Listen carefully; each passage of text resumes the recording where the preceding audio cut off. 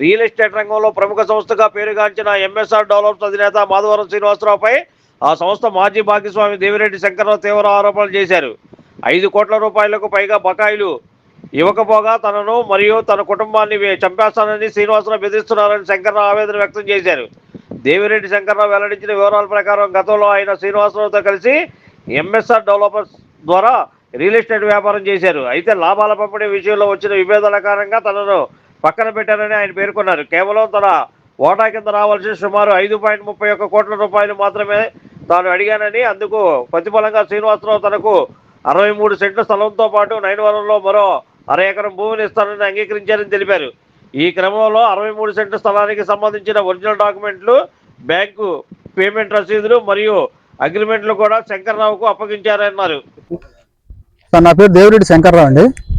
MSR developers నేను real estate వ్యాపారంలో దిగే ఇప్పుడు నేను పెట్టుబడిదారు నేను సార్. ఆయన పేరు మీద రిజిస్ట్రేషన్ అయి ఉంది ల్యాండ్ సార్. నాకు ఇవ్వాల్సిన డబ్బులకి 5,31,00,000కి 63 సెంట్లు ల్యాండ్ అంబాపురం ఇచ్చాడు. 9 వారం 6 ఎకరం ఇచ్చాడు. అవి రిజిస్ట్రేషన్ చేయమంటే చేయట్లే. నాకు ఒరిజినల్ డాక్యుమెంట్, నేను డబ్బులు మొత్తం కట్టేశాను, అగ్రిమెంట్ అన్నీ నా దగ్గర ఉన్నాయి. ఒరిజినల్ డాక్యుమెంట్ నా దగ్గరే ఉంది. లోపలికి దారి లేదు. ఆ లోపల వాళ్ళు కూడా నాకు దారి ఉందని చెప్పి ఇప్పుడు ఎంచి చేసుకొని అమ్మేస్తున్నాడు. ఈ మాధవరం శ్రీనివాసరావు ఎంఎస్ఆర్ డెవలపర్స్ నా దగ్గర ఒరిజినల్ డాక్యుమెంట్ నాకు ఇచ్చేసాడు సార్. ఒరిజినల్ లింకులు, ఒరిజినల్ డాక్యుమెంట్ మొత్తం కంప్లీట్ నా దగ్గర ఉన్నాయి. నేను బ్యాంక్ పేమెంట్ మొత్తం కంప్లీట్ కట్టేశాను. ప్లస్ నేను నాకు అగ్రిమెంట్ కూడా ఇచ్చాడు. చూపించండి, ఇదిగోండి అగ్రిమెంట్ మొత్తం కంప్లీట్ నా దగ్గరే ఉన్నాయి. నీ బ్యాంక్ స్టేట్మెంట్ ఇది కోర్టులో ఉంది. 2 సంవత్సరాలు తేలిద్ది, 3 అప్పుడే తేలిద్ది. నిన్నెవరు రమ్మన్నాడు అని చెప్పి నేను అన్నా. ఎవరు రమ్మన్నారు? మీరు ఎంకరేజ్ ఎందుకు అన్నారు? అవతలను కూడా మోసం చేస్తున్నారు. దీంట్లోంచి దారి ఉన్నా, దీంట్లోంచి దారి లేదు.